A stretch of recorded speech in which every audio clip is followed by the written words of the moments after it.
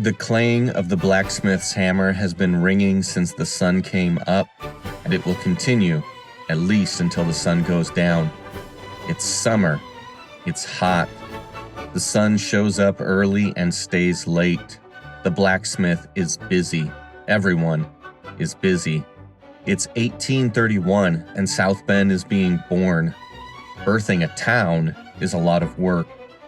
The streets are dirt and warm underfoot by mid-morning. The dust rises in small clouds when the wagons pass, which they do with some regularity now. The Michigan Road does that. It keeps things moving. At the edge of town, the river bends north and disappears into the trees. The water is clear enough to see to the bottom. A keelboat sits at the dock, and the men unloading it are working with their sleeves rolled up and their shoes off, glad for an excuse to soak their ankles in the water. Upstream, a boy is fishing from a flat rock. In the general store, a woman is loading goods into a basket while a merchant digs through a crate just arrived from the south. Bolts of cloth, tins of sugar, hardware, all the things a proper town requires. In one of the taverns, someone is making a late breakfast or an early lunch, and the smell of it drifts out into the street and mixes with the smell of river and sawdust and horses. A boy shouts and hawks newspapers, and these are not out-of-town newspapers. They come from right here in South Bend, now the proud keeper of its own real newspaper, and the newspapers are hot off the presses. Down the way, men are building a school. Different men are building a church. It seems that everyone is building something. The stores have everything you could ever want, but they are having trouble keeping nails in stock. The newspaper announces when a new shipment of nails arrives. The nails are all sold out before the newspapers are. The oak trees at the edge of town are enormous and ancient and completely indifferent to all of it. For now, they provide shade, which, on a summer day in Indiana, is its own kind of miracle. But who are these people? The ones selling you sugar, the ones shoeing your horses, the ones growing your produce. Who are they, really? Today, we're going to find out. Hello and welcome to A Bend in Time, presented by the History Museum in South Bend. I'm your host, Aaron Helman, and during this series, we're exploring the earliest years of South Bend long before it was incorporated as a city, long before the Civil War, back in the earliest years, when it was just a few pioneers scratching out a living. During the course of this episode, you'll hear fictional advertisements for very real historical companies and products. We do that to help break up the podcast, provide some levity, to include just a little more history than we could otherwise, and to give you a sense of the time and place when and where all of this is happening. The absence of actual paid advertisements is made possible by the generosity of our donors and sponsors. And now, with all that out of the way, let's talk about the people who actually built this place, and not metaphorically speaking.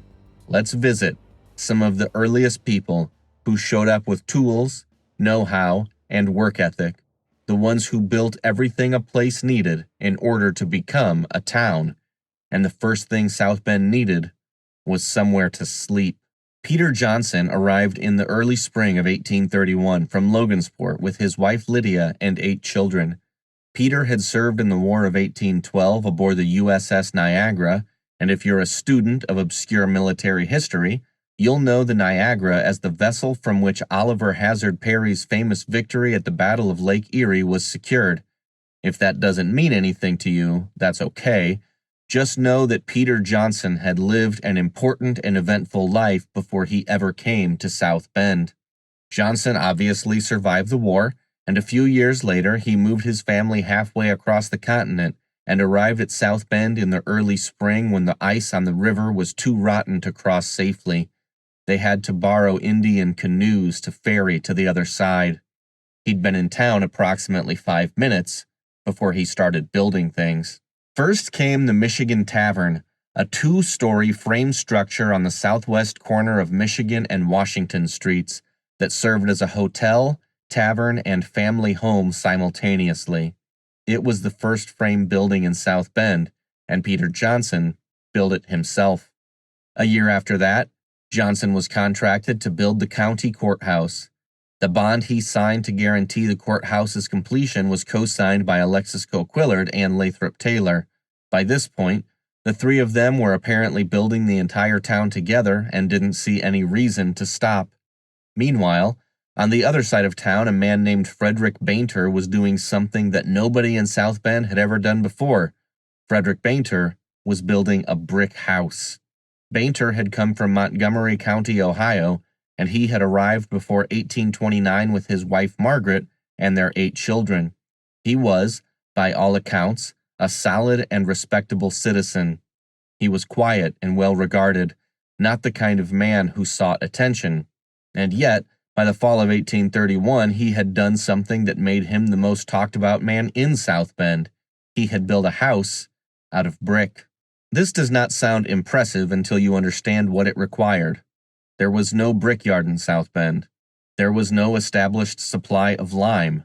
So the man who actually built a house for Bainter, a bricklayer and plasterer named Horace Wood, had to make everything from scratch. The clay for the bricks came from a ravine on the west bank of the St. Joseph River, carried by flatboat upstream to a makeshift brickyard. The lime was burned from boulders pulled out of the river itself. Every material in that house came from within a few miles of where it was built. The house was 18 feet square, 2 stories tall, with wide fireplaces and small windows and absolutely no architectural pretension whatsoever. Charles Chapman, who wrote about the house with considerable drama, noted that it was not Doric, Ionic, Corinthian, or Babylonish. It was a square box made of brick, and from the fall of 1831 to February of 1833, Frederick Bainter and his family lived in that square brick box while their neighbors walked past and looked at it with something approaching envy. The Bainters were the aristocrats of South Bend. They lived in a brick house. Everyone else lived in wood. The community began calling him Frederick the Great. The house was sold and resold to a who's who of notable South Benders. Frederick Bainter didn't live to see much of it. He died in 1838, about a mile south of town. His house remained part of his legacy for decades, a reminder of a time when South Bend could point at something and say, yes, we are the kind of place that has brick houses now. As for the brickmaker, Horace Wood did not stay. He built the first brick house. He worked with Peter Johnson to build the old courthouse, and then he left, first to LaPorte County, then to Kankakee Rapids, then to Minnesota, then to California by way of the Plains in 1849, where he built a house in Marysville, then back to Minnesota, where he eventually died. He spent his entire life building things in new places and moving on. He left no family in the records, no grave in South Bend, just every brick building he ever laid. And then there was Ben Coquillard, Alexis's younger brother, a stonemason by trade who arrived in 1829 and immediately opened Union Hall, the first hotel and tavern in South Bend just west of Pearl Street. He and his wife Sophia had 10 children. One of those children, a 6-year-old boy named Alec in the 1831 census, would grow up to become one of the first students at the University of Notre Dame, and later, one of the wealthiest men in South Bend. But in 1831, he was just a 6-year-old boy, watching the town his uncle had founded become something real. By the end of 1831, South Bend had at least 3 taverns operating simultaneously: Calvin Lilly's, Ben Coquillard's, and Peter Johnson's. They were all granted their licenses at the same county commissioner's session in September of that year, and they each paid $5 for the privilege. Within a decade, there would be 11 taverns in town. South Bend, it turns out, was a thirsty place. I suppose you would be too if you spent each waking hour building a city from the ground up, or if you had somewhere between 8 and 10 children in addition to your day job.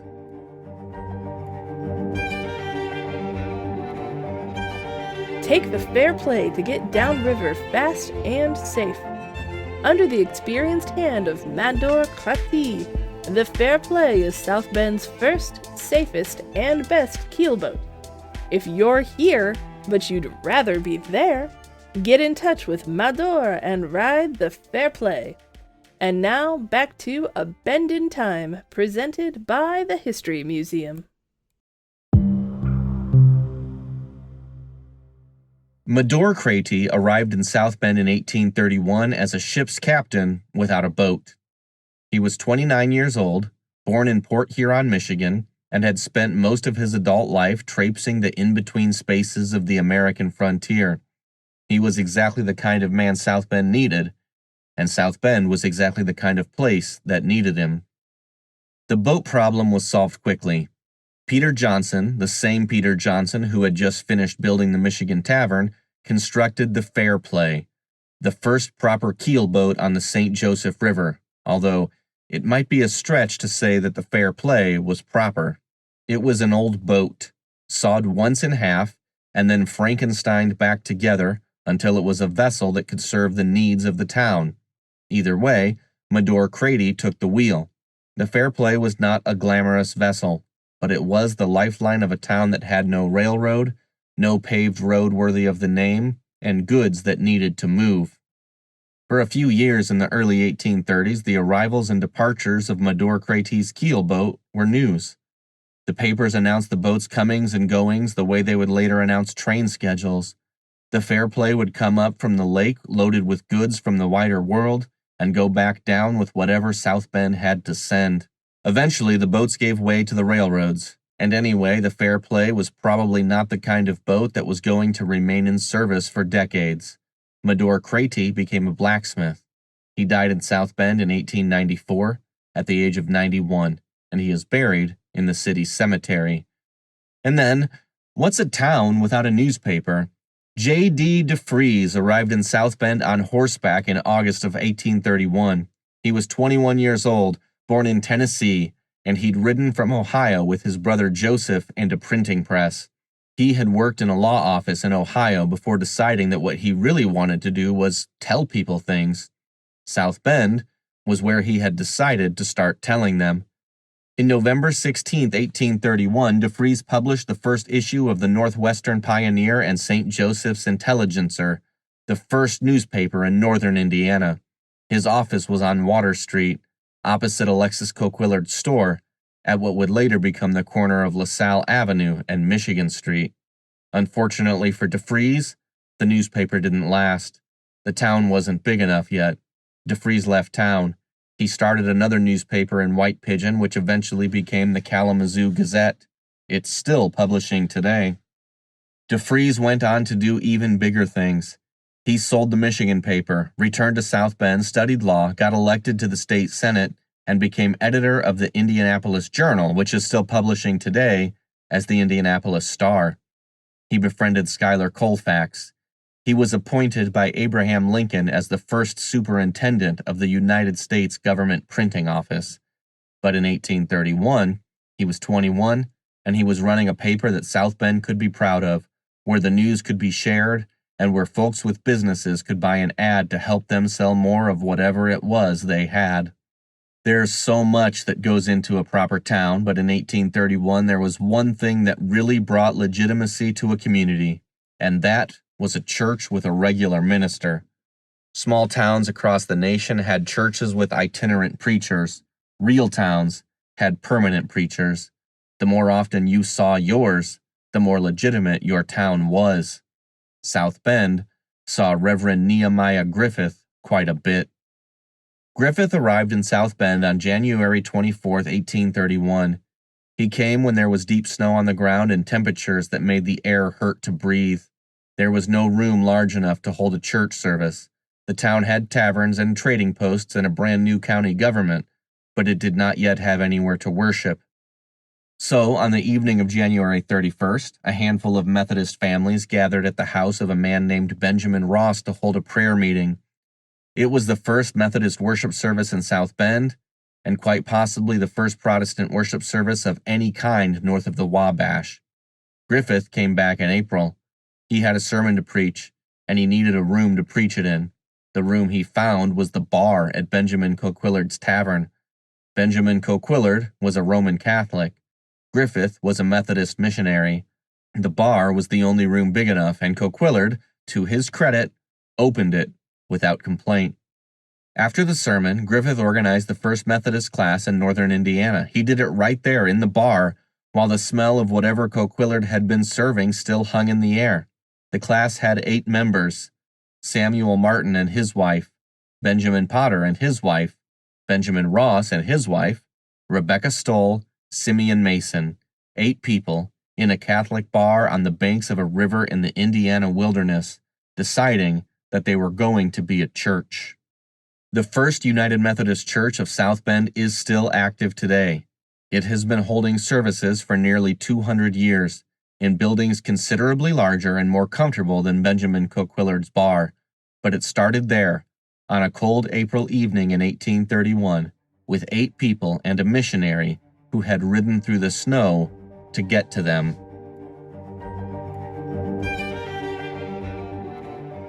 Dr. J. Hardman informs his friends and the public in general that he has established himself in the town of South Bend, Indiana, where he intends to practice medicine, surgery, obstetrics, yada yada yada. His office is on Michigan Street. And now back to A Bend in Time, presented by the History Museum. Jacob Hardman arrived in South Bend on August 9, 1831 at 3:30 in the afternoon.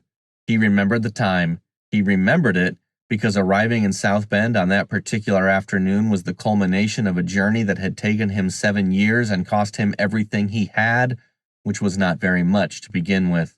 Hardman had grown up in Ohio, the son of a farmer, crippled in his right arm after an unfortunate encounter with a young stallion. Without money, without connections, and without anyone to help him, he decided he wanted to be a doctor.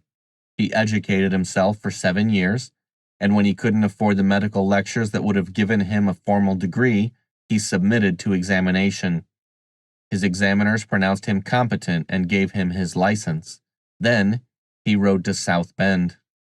He stayed for 30 years and worked as a doctor in a frontier town, which meant he was the person you called when the baby wouldn't come, when the fever wouldn't break, or when the wound wouldn't close. He served as a surgeon in the Civil War until failing health forced him home. He spent his final years prescribing informally to old patrons and their descendants because he couldn't quite stop being a doctor even when he had stopped practicing. He counted 163 people in South Bend when he arrived in August of 1831. He knew every single one of them. Elisha Egbert came to South Bend in 1829, 2 years before Hardman, with a law degree and not much else. There wasn't much litigation in those early years. Maybe the people were too busy building things to have time for proper disputes. So Egbert opened a school in the new log schoolhouse, 4 logs high, 16 by 20 feet. He taught school in the mornings and practiced law in the afternoons and speculated a little on the side because this was the frontier and everyone was speculating a little on the side. He went on to become a probate judge, then a member of the legislature, then a judge. He held the bench for nearly 20 years. Egbert tried to build a rival town downstream in 1834, a place he called Portage that everyone else called Pinhook. Egbert's town was right at the historic Portage, 2 miles south of downtown South Bend. For a while, Pinhook thrived. It had 2 taverns, 2 dry goods stores, 2 physicians, a public ferry.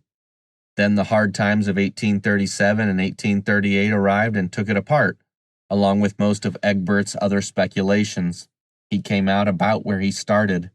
He died in South Bend in 1870, the last surviving member of the first bar of northern Indiana. He is buried in the city cemetery. The last person we'll meet today is Frances Coquillard. Charles Chapman called her the most remarkable person in the history of St. Joseph County. Her maiden name was Frances Compera. She was born in Detroit in 1805, the daughter of Francis Compera, Alexis Coquillard's Fort Wayne business partner. She married Alexis in Fort Wayne in 1824, and later came with him to the trading post at the bend in the river. She was the first European-descended woman to settle in a new and strange place. She was 19. When Alexis Coquillard was away on his long trading journeys, and he was away often, Frances ran the post alone. She managed the accounts, negotiated with native traders, and provided shrewd counsel. She learned the Potawatomi language. She nursed sick members of the community, native and settler alike. She taught the women who arrived with their families how to survive frontier life, passing on the knowledge she had accumulated through years of living in a place that did not come with an instruction manual. Legend tells that the Potawatomi visited her throughout her life. When she died in October of 1880, the few Native Americans who remained in the region received the news with sorrow, and so did the city. In the end, it's not the buildings that make a town, it's the people. The people who care for the sick, who teach the young, who inform the masses, who invite crowds, and who break bread together. By 1831, South Bend had all of those people. It was a place as much as anywhere else was. Now, all they had to do was keep it going. Hey, thanks for joining us on A Bend in Time presented by the History Museum in South Bend. There's more history waiting for you at historymuseumsb.org. I'm your host, Aaron Helman. The theme music is Whose Distance Is It Anyway by Neil Carmichael. In our next episode, we're telling the story of Coquillard's Folly, and believe me, you're not going to want to miss that one. Until then, keep learning new things, and remember, everything is fascinating as long as you stay curious.